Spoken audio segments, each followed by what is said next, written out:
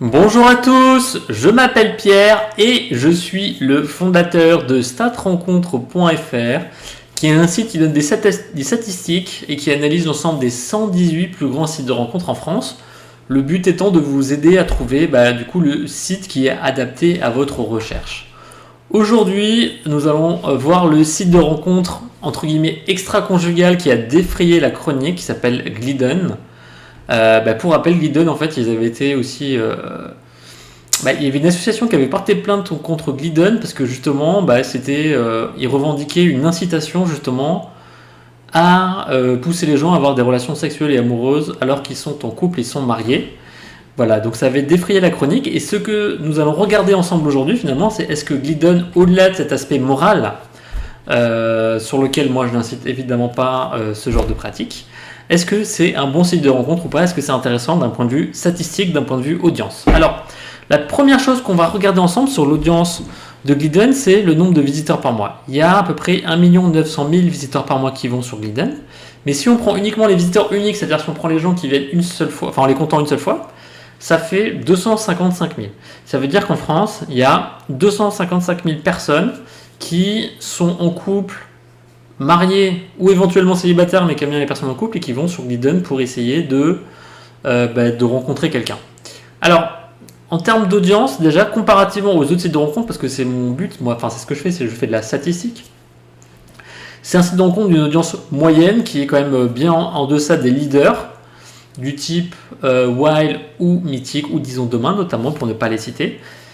Néanmoins, ils ont un positionnement tellement particulier qu'en fait, du coup, c'est un peu eux les rois de leur niche, je dirais.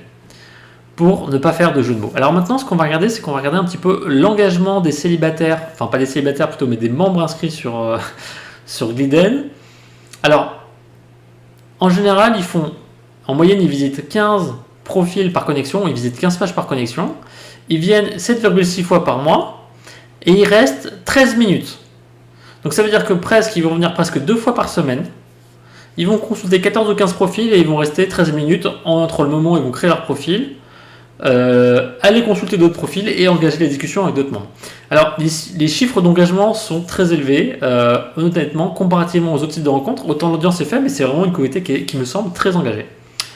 Maintenant, si on va regarder la répartition homme-femme, elle est de l'ordre de 39%, c'est-à-dire qu'il y a 61% d'hommes qui restent sur Glidden pour 39% de femmes. Ça nous permet de voir un petit peu est-ce que c'est équilibré ou non et quelle est la concurrence, la compétition entre les hommes et les femmes.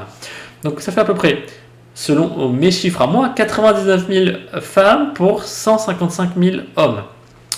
Voilà.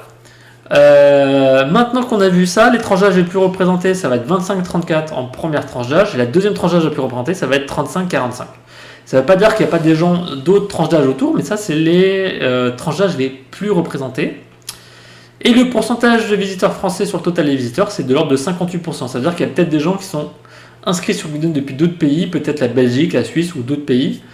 Attention quand même, faites attention, peut-être que toutes les personnes ne sont pas bien intentionnées, donc attention, avant de nouer des relations amoureuses trop longues et des relations épistolaires, vérifiez bien l'identité de la personne à laquelle vous parlez.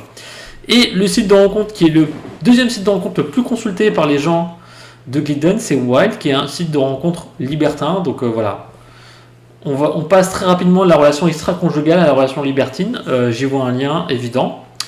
Et tout cela fait sens. Alors, quelle note j'ai mis sur ce site de rencontre? J'ai mis la note de 7 sur 10. Pourquoi? Et les statistiques que je parle, il vous suffira de cliquer sur le lien sous la vidéo et vous pourrez avoir l'intégralité des statistiques sur statrencontre.fr. Alors, la note de 7 sur 10 parce que l'audience est quand même assez modérée, assez faible. Si vous habitez dans des petites villes, dans des régions rurales, je pense que vous aurez difficilement des membres entre vous. Enfin, vous trouverez difficilement des membres autour de chez vous. Par contre, si vous êtes dans des grandes villes, ce sera un peu plus facile, mais l'audience est quand même assez faible, entre guillemets.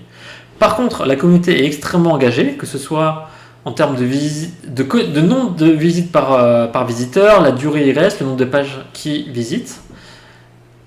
Et puis, je dirais en moins, c'est que la répartition homme-femme n'est pas idéale, elle est 39-61, donc il y a beaucoup plus d'hommes que de femmes.